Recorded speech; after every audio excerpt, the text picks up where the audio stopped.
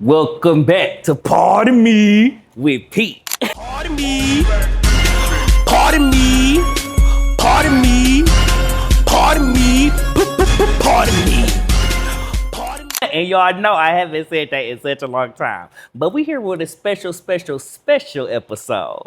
Now, as you can see, I got one of my most favorite guests that I always have. My favorite poly hottie, JC Prissy.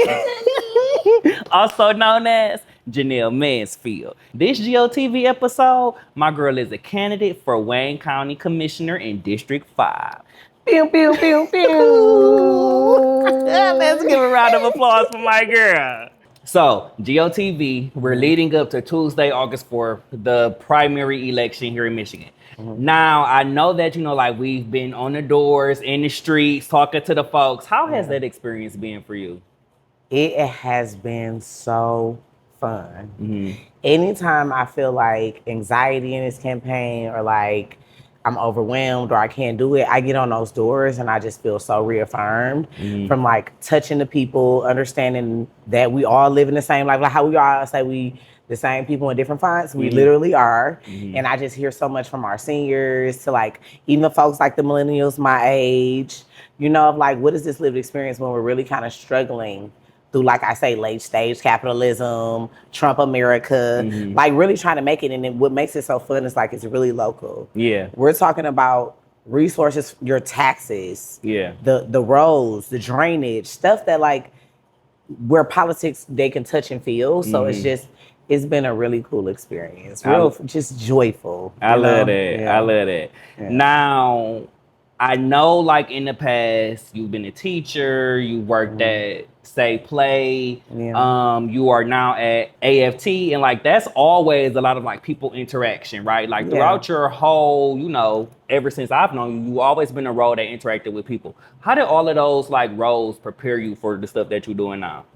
I would have no idea that they were doing it while they were doing it, but I think even stepping out on the limb and saying like, I want to be a social worker and a teacher, and my mentor, shout out to Rochelle Woods, my mentor, telling me, well, go do both. And, doing Teach for America, and we are willing to come back home and embrace like not flying away. And I think that first step was like pouring back into the city that poured into me, right? And like, it's been a reciprocal relationship ever since. And so I think from teaching to using my social work degree to then like shifting to policy, it's just all kind of work together where I was touching people, but like at different levels, a little bit more influence, a little bit more, ability to move things and do things. And so I think it really has worked in righteous timing. Yeah. It has worked very divinely. And the most beautiful part about it, these people are weird and they be moving in ways just for power and positionality. And I feel like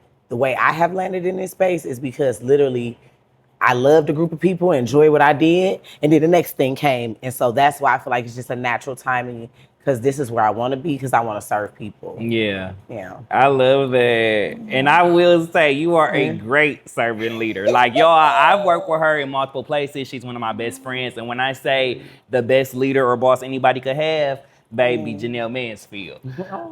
So I'm so excited for this moment.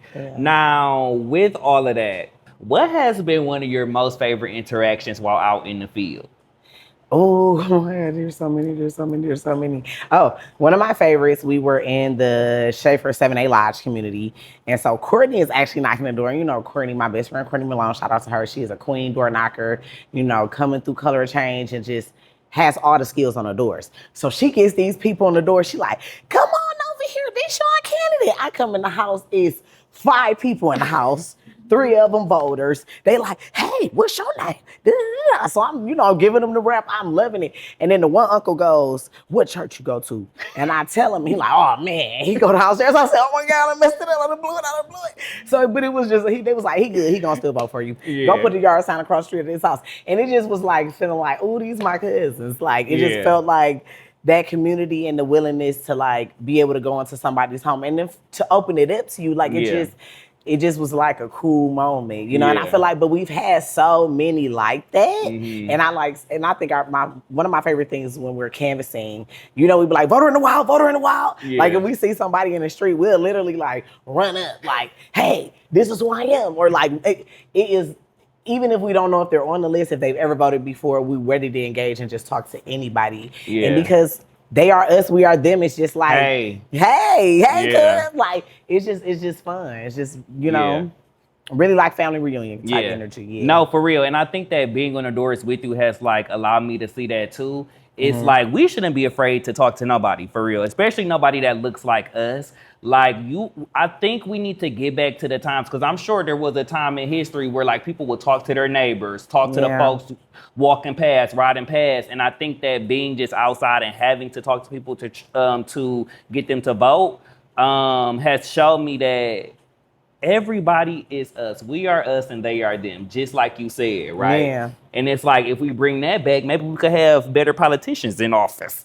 People who want to talk to the people, who want to be of the people. Yeah. Yeah. Yeah, so much. Now, with that, Wayne County Commissioner, we made a video, y'all, about what does a commissioner do. So make sure you watch the video, because we're not going to...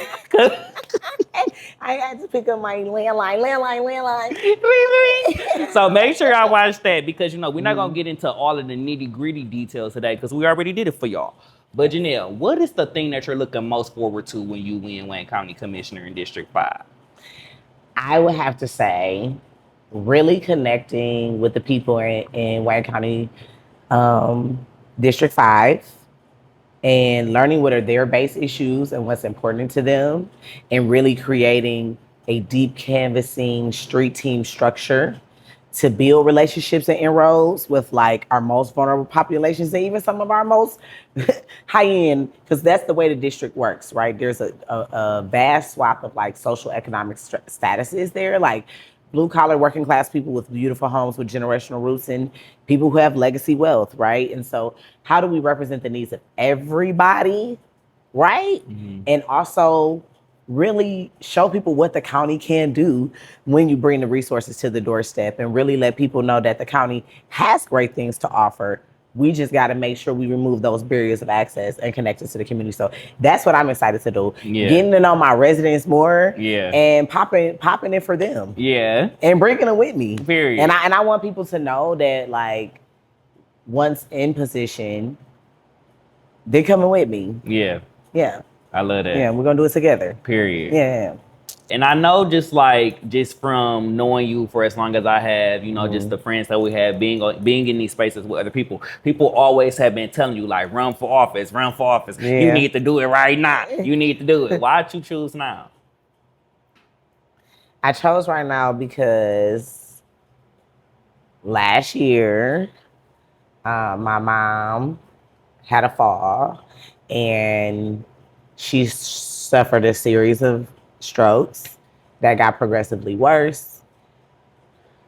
I am not rich, baby. We clawing. We trying to get to it, right? My mom made about $25 over the poverty line, and I went on a search for resources, calling all of our, you know, government structures, from the city, the county, the nonprofits, and I couldn't find no help for her. And within 90 days of her first massive stroke, she passed away. And I felt like so disempowered, like I felt so oppressed. And I think we talk a lot about, we're fighting these systems. We have to be strong. We have to like do this for Black people. We have to do this like for our history. And it's like, nah, I'm really still living it right now. Yeah. Like this stuff I'm rallying against in Lansing, I'm living it right now. Yeah. And it made me want to do something. And it made me want to be able to say, like, maybe there is resources there. And in the time I had, I needed somebody that was working on my behalf a lot faster. So it made me want to step up for this seat and think about, how do I serve the women like my mom, the women like myself, the children, the men in our community, the working class folks, you know? And so I'm doing it for my mama. I love it. Yeah. I love that. Yeah. And then that in turn will help you do it for other people. I love it. And you know, we had to Add my girl to the set. We have Miss Jessie next to More with Mansfield. Yes, that's my girl. All right, so I know one of your platform pillars is youth and senior empowerment. This summer, well, really this year, it's been a huge like conversation around teen takeovers, youth in the streets. Yeah. They getting beat up on the buses by the police.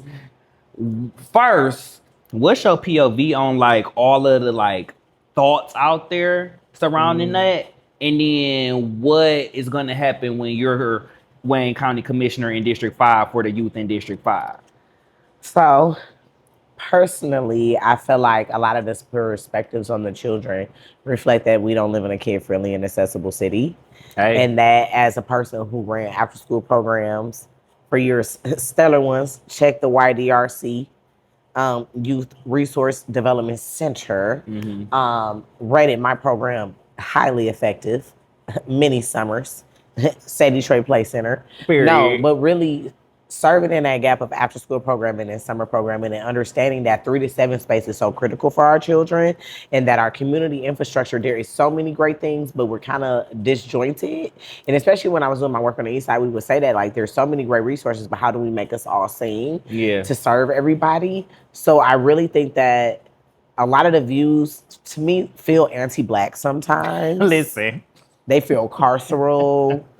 They feel like, damn, where's the humanity for our children? We're a village, a community. We should like care more about one another and how we speak about one another, especially the most vulnerable. And I think there's an overall desensitization around women and children, especially Black women. Yeah. We see Black femicide is at like an all-time high, especially at the hands of like Black men. So I think the timeline is doing a number on us. And I think also the social, economic structures that we're living within and the racial constraints we live under, all playing together. Yeah. I think that the way we saw people handle our children and their commentary on social media reflected that. Yeah.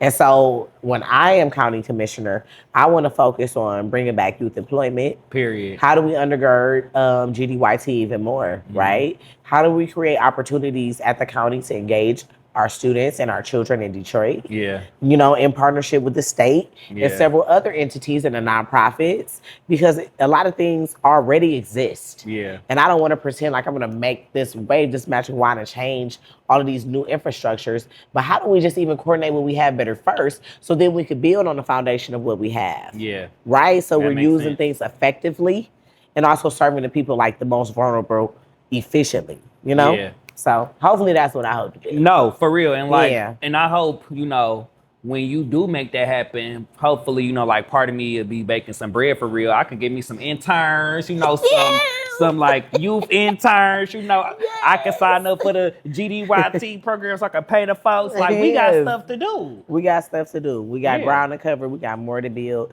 And this is just like, I think a lot of people think about winning. We talk about this. Like, I get so anxious thinking about the opportunity to govern.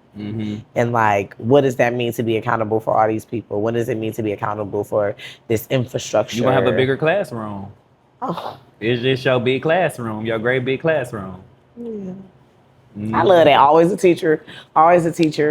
But always like, even as a teacher, that onus of like, dang, 30 people have entrusted me with their children. Yeah.